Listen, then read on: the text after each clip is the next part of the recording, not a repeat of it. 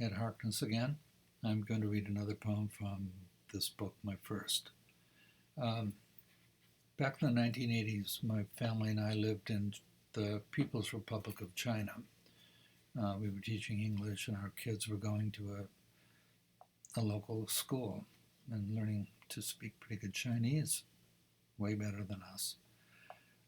While we were there, I became a little bit more acquainted with uh, ancient Chinese art and really fell in love with it, and actually took a class in Chinese painting. It was terrible, but I learned some things about the incredibly long tradition of Chinese painting.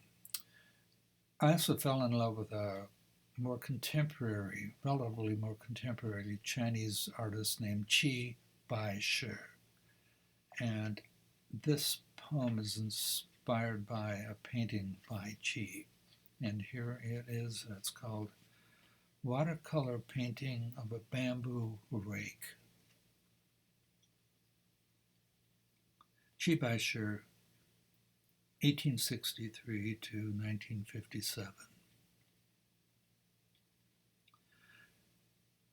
Nothing can be this plain, a bamboo rake leaning against a tree. Rice paper, Chinese ink took 10 minutes, tops. A lifetime of observing. Mr. Yu, my painting teacher, calls the technique dry brush.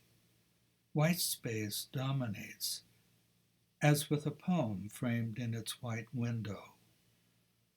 The handle's a thick, dark swatch, the tines gnarled, claw-like, curled in suggested weeds. The gardener leaned it there, having neatened the soil around flowers maybe, or a grave.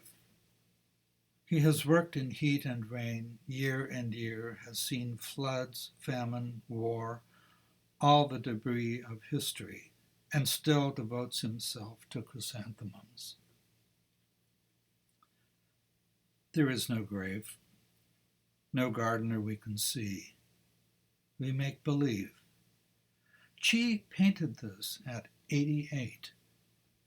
Paper and ink, rake or poem. Something of ourselves lives in everyday things.